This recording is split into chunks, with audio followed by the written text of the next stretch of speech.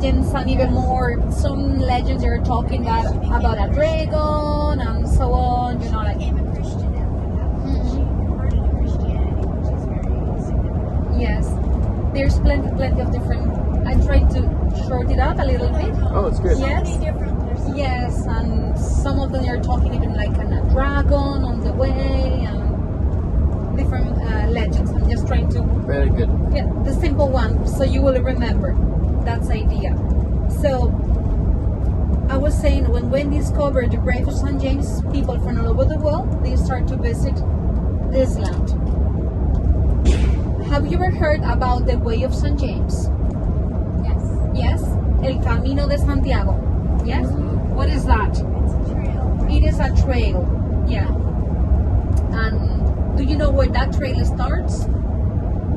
What is the starting point? Somewhere in France. Somewhere in France? Yes? Yeah, well, yes. Most of the people, they think that the way of St. James starts in France. And I always ask this question because some people, after visiting the town of Santiago, they decided to do the trail. So this is one of the first questions. It's like, well, Cristina, where I should start the way? Well, my reply is always the same. You start when you decide. It's always in your heart. When you take the decision of being a pilgrim, so it's always in your heart. And then the second step is just in your doorway, when you just start to walk. Most of the people, they think about the French way, so starting in France. But officially, we have plenty of different ways. In fact, nowadays it's just so popular that some people, the most popular one is, as you said, the French way. What is the French way? The French way is crossing Spain from east to west, from the Pyrenees, okay, in the border with France, is the Pyrenees, those big mountains. They are kind of being like the division of the natural division between Spain and France, actually to Spain and Portugal. We call the Iberian Peninsula. We are peninsula, and the border is with France, and natural border. With Portugal, we have a river. Okay. So normally in Europe, the borders, they are like natural accidents. Right. So it could be a mountain, a river, or an ocean, or a sea. And so normally people, they start there, they start to walk till they arrive over here. That means more than 800 kilometers, which in miles is more than 600. But we have more than one way. And this comes from the Middle Ages. We have the French way, we have the Portuguese way, that is crossing the Iberian Peninsula from the south to the north. So you can start any place in Portugal. You can do the Silver Way, that is departing from Seville in the south of Spain up to the north. That is also more than 800 kilometers. You have the Northern Way, that is crossing the Iberian Peninsula also from east to west, but on the top through the coast. So if you visit the Basque Country, you go through Bilbao and all the coast, okay? So we have the English Way as well. And why the English Way? Because people from northern countries and UK, they used to sail till they arrived to the port of Coruña, my hometown, where you arrive. Long time ago, pilgrims, they will arrive to that port, and from that port, they will walk to St. James. So one of the ways of St. James is just on our left-hand side. Now we're not able to see, but behind all the little trees, just behind there is a trail. So I'm sure that pilgrims are already walking that section right now. Why the people is doing this? Well, there are different ideas. Some people is doing it for religious thing, and other people, they're just for spiritual things, and other people, they just decide to do the way because they like to hike. So different ideas. How we can be recognized as a pilgrim? The Church of St. James, to recognize you as a pilgrim, is going to require you to walk minimum 100 kilometers. So what we do, when you start to walk, you get like a passport. You buy a passport. It's like a religious passport. And every day you should get 2 stamps per day in the different place you're going. Could be in a bar, in a church, at a cathedral, if you find a cathedral on the way, or even at a hotel you're staying. 2 stamps per day When you arrive, you go to the pilgrim office, and then they're gonna give you a certificate in Latin that says that you've been a pilgrim to the Church of St. James. So minimum 100 by foot, 200 if you decide to ride a bike or ride a horse. So that means that if you want to do the minimum that is required, you will always start in Galicia region. But you can imagine how many people is doing from different parts of the country or even from Europe. So some people are starting in Germany, in France, wherever you want to start. Nowadays it's very easy to do the Way of St. James because it's plenty of little hostels on the way, it's plenty of little cafes, and you have plenty of signs. So it is impossible to get lost. Okay. And one of the main elements on the way to not getting lost is you should follow always a yellow arrow, which is another symbol of the Way of St. James. You will see it when we arrive to Santiago, plenty of souvenirs with a yellow arrow. Then you're gonna wonder yourself, why the yellow arrow? That's the symbol of keep going in this direction. And why do we have a yellow arrow? Because after medieval times, the number of pilgrims was decreasing, mostly for different wars, different circumstances around Europe, and mostly also because of a lot of illness at that time. So the number of pilgrims was decreasing to nearly zero back in the 18th century. What happened? We need to go back to the 80s. At that time, we have a president of the government in this region that before being a president of the government of Galicia, he was a minister of tourism in Spain. And he was very smart. At that time, if you think about after Franco, Spain was opening their borders, and a lot of people was visiting Spain. But most of the people, they will go to Barcelona, south of Spain, searching for the sun, for the light, for the music. But nobody was visiting this part of the country. And also the connection, the roads, the airport were not that good, okay? So we didn't have a lot of visitors. So he was very smart. He said, how we can attract people to this place? And then they realized that we have something unique in the world, which is, having the lack of having the burial place of St. James the Greater. Nobody else has it in the world. So we only have that. And so he said, we need to preserve that, and we're going to start to promote this route again. So the rest of the world will be aware of our hidden secret, because back in that time, people, they were not talking about that. Everybody was going to Rome, Jerusalem, but nobody was visiting Galicia, nobody was visiting Santiago. If we think about the 80s, 1985, Spain joined European Union. That was a big thing for us. We changed our currency, our border was opening, so it was easy for us to travel. So it was a lot of positive things for Spain. In Europe, they have a money fund.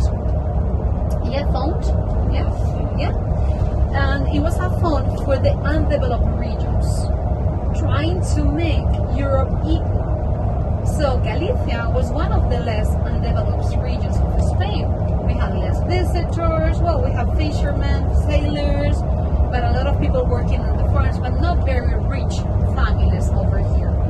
So he said, we're going to invest on that with the money of Europe. We're going to rebirth the Way of St. James. So everybody's going to be aware of this. With the money of Europe, they decided to build a little hostels on the way that they belong to the government. So for the 8 euros, 12 euros, a pilgrim can spend the night. So it was a way of making accessible. Okay, our cathedral is one of the few cathedrals in Spain that they do not charge you for the entrance. It is a free entrance. You don't need to pay any ticket to go inside. So that was the idea. So he promoting that. At the same time, in the 60s, there was a priest that he was living in the mountains of Galicia, and he did his PhD about the Way of St. James. So he decided to paint the way, to open and clean the way from France to Santiago de Compostela. So he was requiring help to a company just that it was close in his village. And this company, they were working in building the new roads. So they gave him a bucket of painter, and that bucket was yellow. year. That's how he started to paint everything. So nowadays, the yellow arrow is another symbol. And trust me, if you decide to one day turn to be a pilgrim, that you already are because you're here today, but if you want to do the trail, just following the yellow arrow is just impossible to get lost. So thanks to that reason, thanks to that president of the region, we have a rebirth of the Way of St. James. If you ask to any of my ancestors, if you ask to my grandmother, have you do the Way of St. James? Nobody did it here. I'm one of the first generation from my family that we start to do the trekking, like the path. Again, I did my first one when I was 16, because that was back when they started to promote it again. So we can say that it's just a second life of the Way of St. James after this. So you will see today, yes, a revival? Revival, yes. Can you rent a bike? Yes, you can rent a bike if you, yes, yeah, you can go by bike, by horse, by foot, yes. Even people is doing in the wheelchair. So, yeah, well, they need assistance, obviously, because it's not, Galicia is quite hilly. It's not very high hills, but it's quite hilly. It's not a flat land. So you are basically, when you do the trail, up and down most of the times. So you don't need to be like in super good conditions, but well, you need a little bit of, like, normally you walk around 16 miles per day. That's the idea. 10 days. Yes. Well, 10 days. If you do it from the border with France, you need nearly a month. Oh. 1 month to be able to, to do all the section.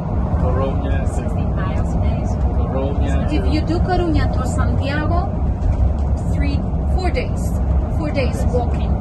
Wow. Because it's only 75 kilometers. So if you do like an average of 20 per day, But you need 100.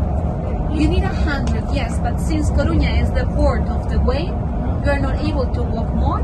So they're gonna give you anyways the certificate. You're supposed to do the difference back in your country. So the 25 that remains to get the 100, you should do it back in your country, even before you leave or after that. Yeah. Any questions so far? Are you comfortable? Yeah, everybody good? What's a good time of the year to do that walk?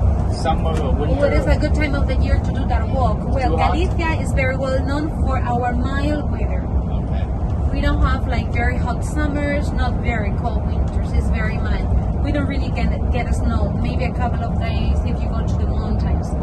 So the best time is between April, May, June, and then again Spring. September, October. Spring and fall. Spring and fall. Yes. Summer is not that hot, but still, if you are walking like 8 hours outside, it's at the end you get the sun. It's less comfortable to walk.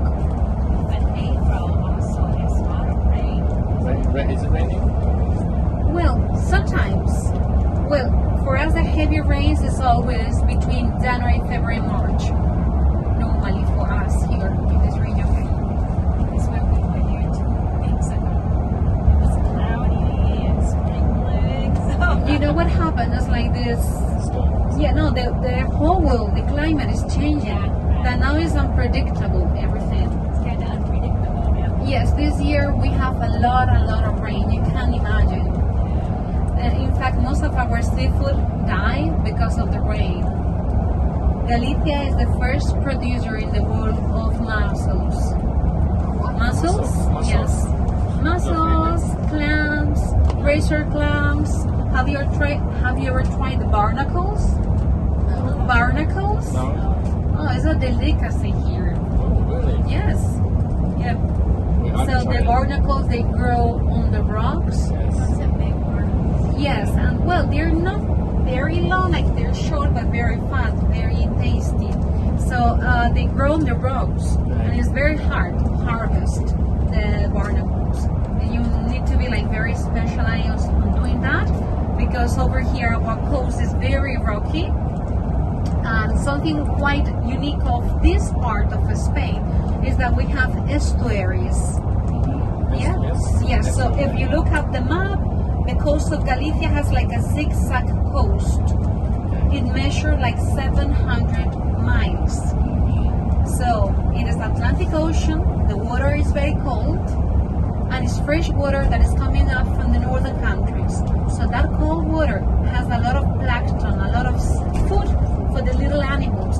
And then the coast is so rocky that provides very good shelter for the barnacles, the clams, everything just to grow. That's the reason why you have such a good quality of seafood over here. And then we have plenty of mussels and oysters. Awesome. Yeah, that sounds good. Do you? Okay. Oh, do you? In which part of Florida? South Florida. Oh, yes, I know. Oh, yeah, Fort Lauderdale is my favorite.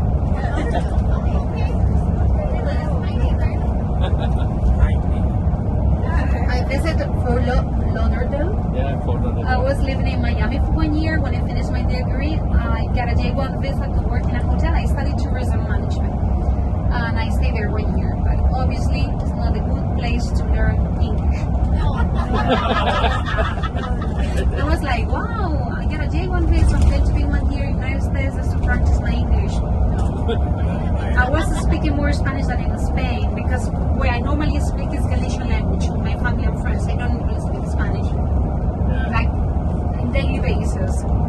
So I spoke more Spanish than ever. But it was a great experience because it's such a great mix of cultures that you learn a lot. That was great. And a lot of Cubans. Sois cubano, sí. Angel is asking me, how is the temperature? How do you feel? Good. Everybody's okay? You think okay? So you're from Cuba. My grandmother is. Okay. It's cubana, la abuela. Okay, the grandmother is from Cuba.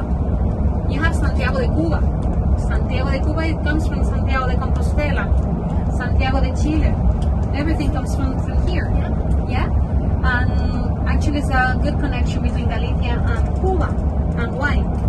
At the end of the 19th century, beginning of the 20th century, 1/3 of the population in Galicia, it was such a humble population that they left this area and they went to South America, Central America. We have a very, very similar history with the Irish. Irish left to North America because of the language. We went to South America and Central America because of the language. And in fact, in Argentina, Buenos Aires, we used to call it the capital of Galicia. Even nowadays, there's plenty of Galician people living there. And I'm sure if you search for your roots, you will find somebody that was born in this part of Spain. Nearly for sure, and your family names, they are so Galician family names. So it's a mix, I will say, and a lot of Italians as well. And then we have also a similar history with Italy and Spain and Galicia. Women over here, they're very strong. They are like the nonas in Italy, very strong woman. Yes. Who is running the house here in Galicia for sure is the mothers, las abuelas, no? And why? Think about that.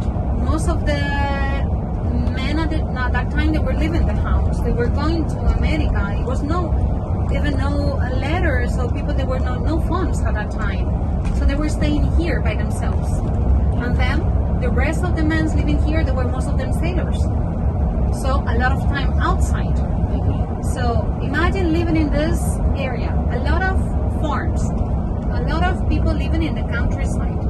They should be strong. They didn't have any option. And very big families. They would have 6, 7, 8, or 10 kids.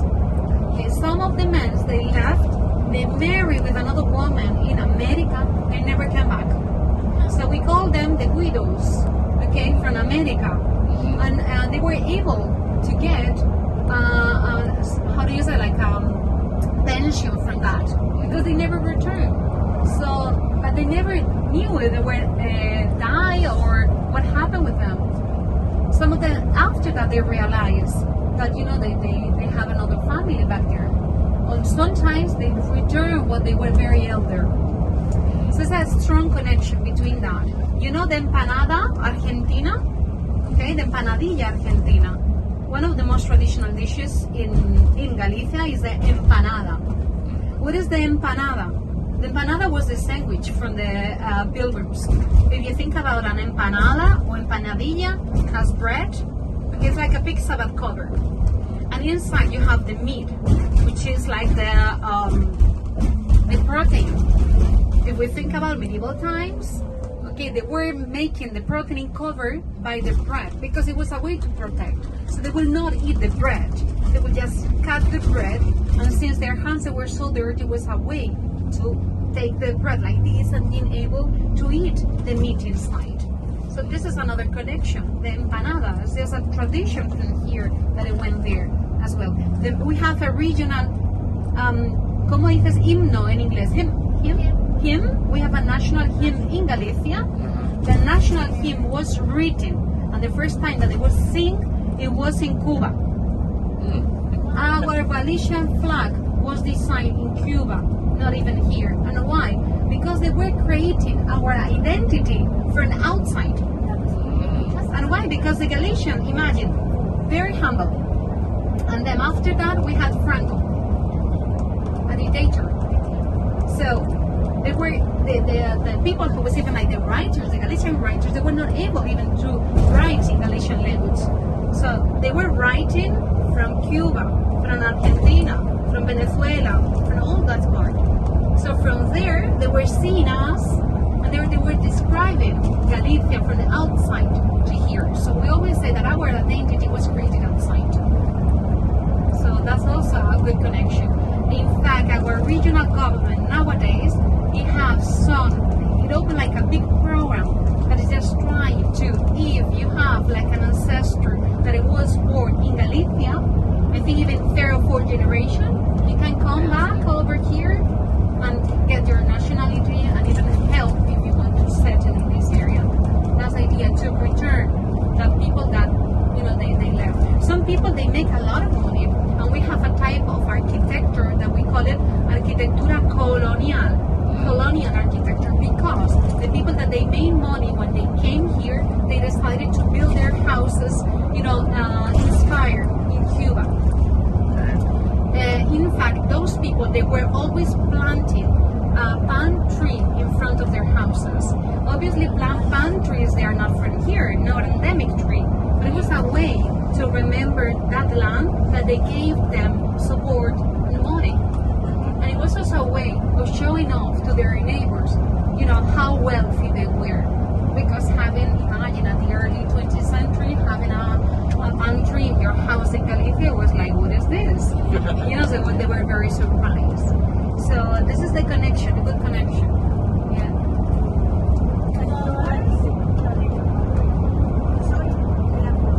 See?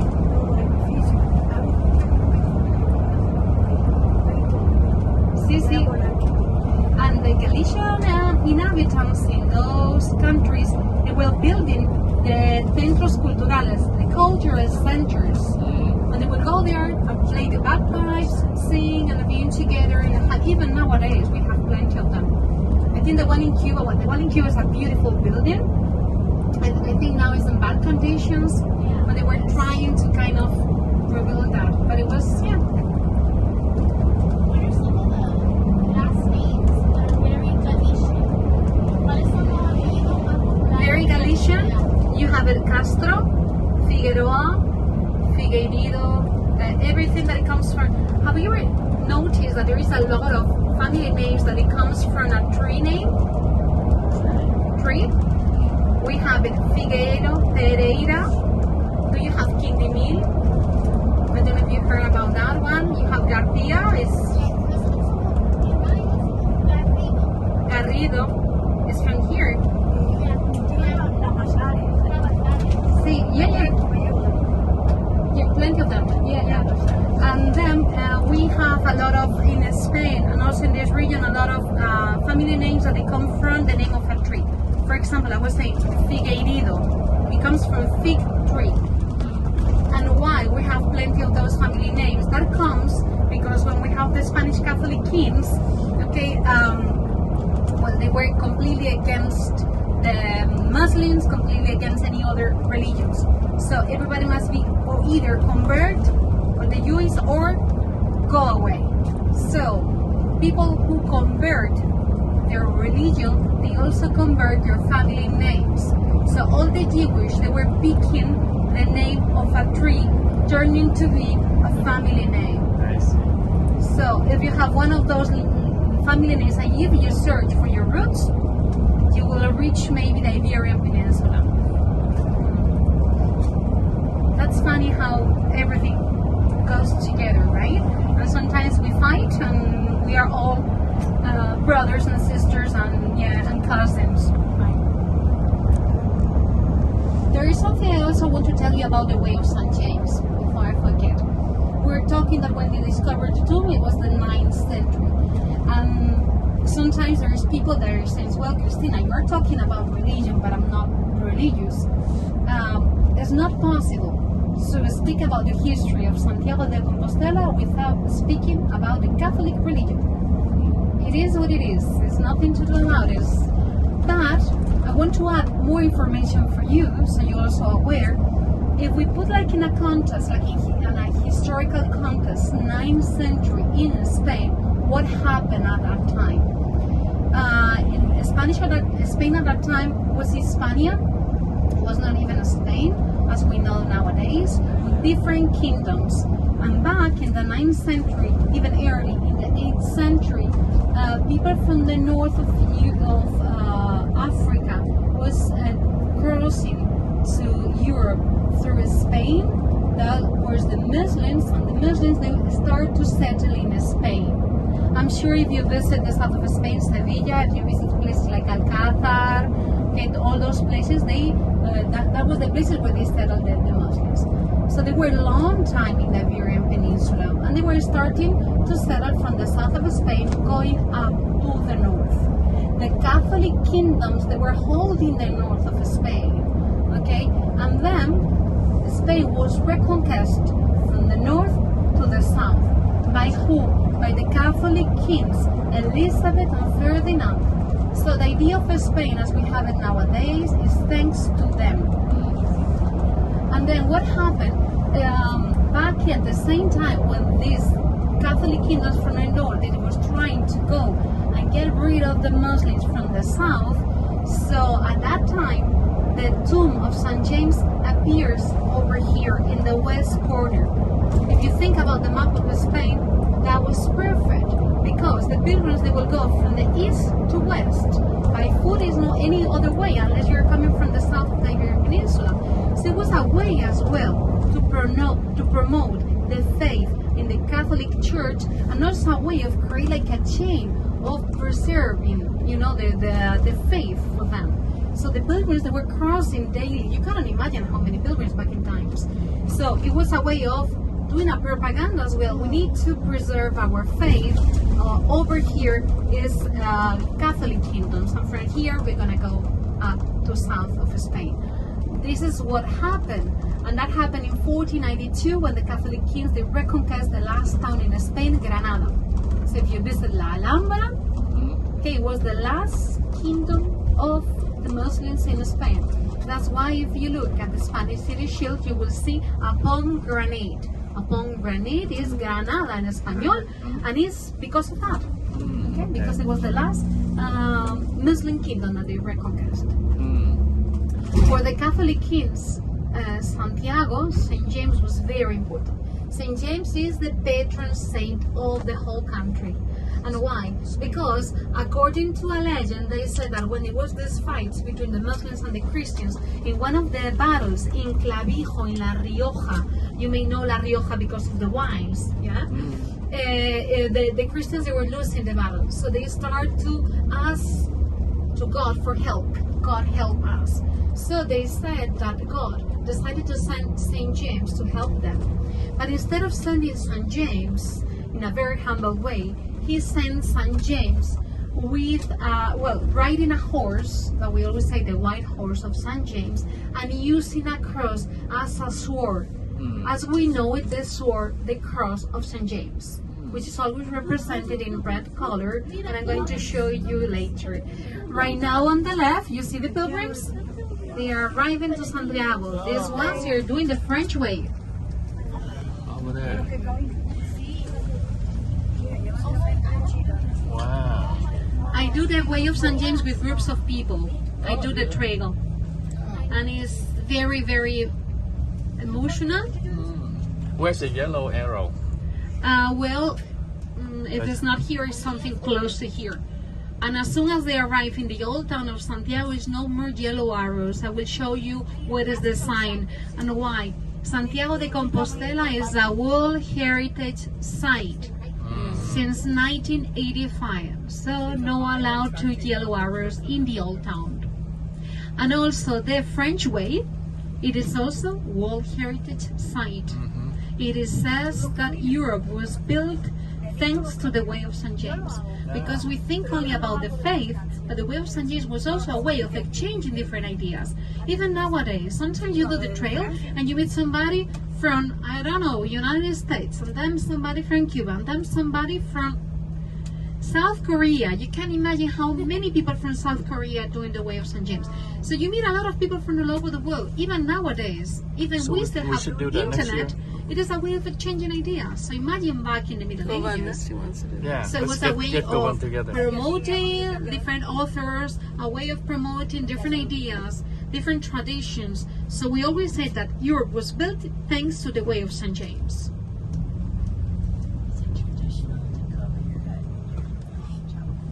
No, it's not a. Yes, they are asking me here if you need to cover your head when you access to the church. It's not necessary.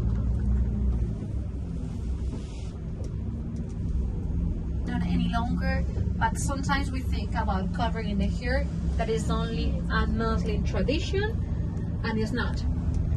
So Christians, and if you visit Italy or if you visit, I remember all my life my grandmother with her hair covered. Even to go to church on daily basis, she will only take out only at home. So it's not only a Muslim tradition. It is even a Jewish tradition. The pilgrim. Look at them. They have something holding in their backpacks. You see, they have something like a shell. Yes. Are you able to see that? Yes. Okay, that shell, it is scallop shell. And why a scallop shell? Another symbol. I told you about the yellow arrow. I told you about the cross of St. James. I told you about a star. And now I'm going to tell you about this shell. These four elements, they are the main symbols of Santiago de Compostela. You're going to see them all over. And why? I was telling you that now when we do the way of St. James, they give us a certificate. What happened back in medieval times? They didn't give them a certificate. When they finished the way, they used to give them a scallop shell. The scallop shell was quite unique of this area. So the pilgrims, and why? Because imagine, nowadays we finish the way, okay, they are walking like 10 days, 15 days, 4 days, whatever. When they finish, they take a train, a bus, or a plane, and they go back home. Medieval times, there was no those means of transportation. The only way to go back home, it was by foot again. So if they left, if home was France, they should go back to France by foot. So when they arrive here, the church will provide them a scallop shell. And they will use that scallop shell to put it in their coats, in their hats. They used to hold it like this, use it to drink in the fountains, like a little plate to eat.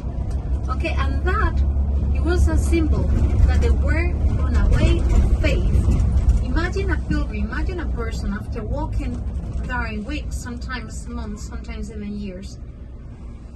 Very humble. Imagine a person like this. There was no showers like we do nowadays. And you know where they sleep? Most of them, they will sleep in churches. The church was like a hostel, sorry. It was open, the churches was open 24/7. So they were very humble. So having that symbol, people will provide them food and shelter on the way. It was a symbol that you are on a way of faith. You're not gonna get anything from my house. You're, in a good spirit, in a good mood. So it was a way to helping them. Nowadays, the pilgrims, they already buy the shells in any shop before arriving. But the idea is you get it when you are here. There's a symbol to go back home. It's not a symbol to arrive here. And most of them, you will see them if you want to get a souvenir of a shell. You will see them that nowadays all of them they have a red cross. Okay, it is the cross of St. James. Remember that it was used as a sword. That's what is represented in the red color because it was the blood that the Christian lost in the battle with the Muslim to reconquer the country. That's why it's represented in that color.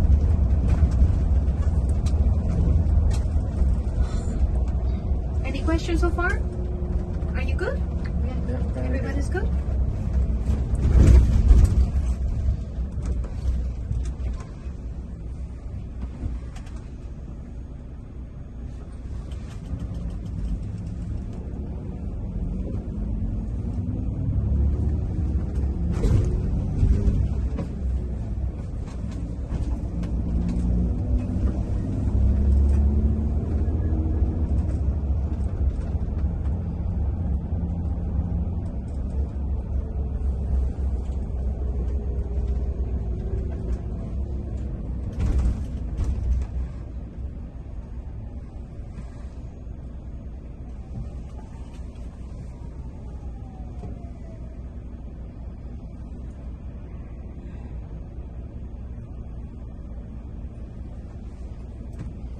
Now we are about to reach the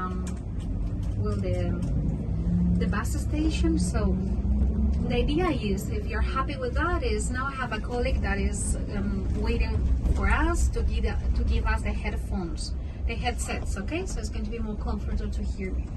So the idea, if you're happy with that, we can do a walking tour around the cathedral. The cathedral has 4 squares, so we can kind of go together around the cathedral.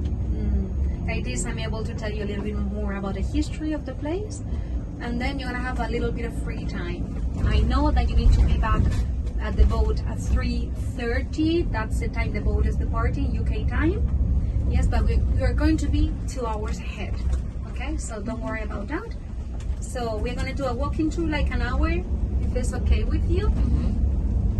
Now, right now is local time. It's 10:15. If we do like an hour, you will be free at like 11:30, and you are going to have nearly 3 hours of free time. So during these 3 hours, you can either visit the cathedral inside, you can go to get a glass of wine, a drink, or just to walk, or explore the tapas, but you can explore the old town. Okay, it's very easy to to get around. I'm going to be there to give you directions. So don't worry about that. It's not a way you're gonna get lost, okay?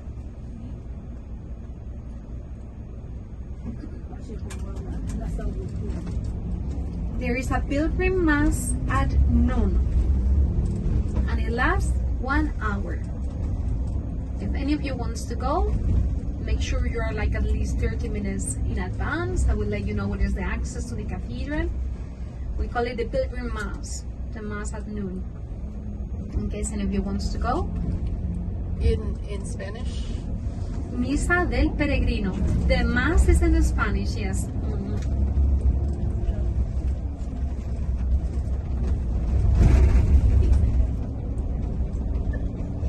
And as I told you, they don't charge you to go to the church.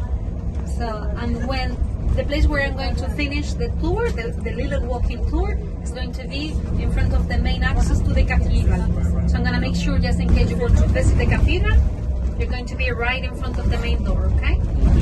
So you can visit before the mass. Yes, yes.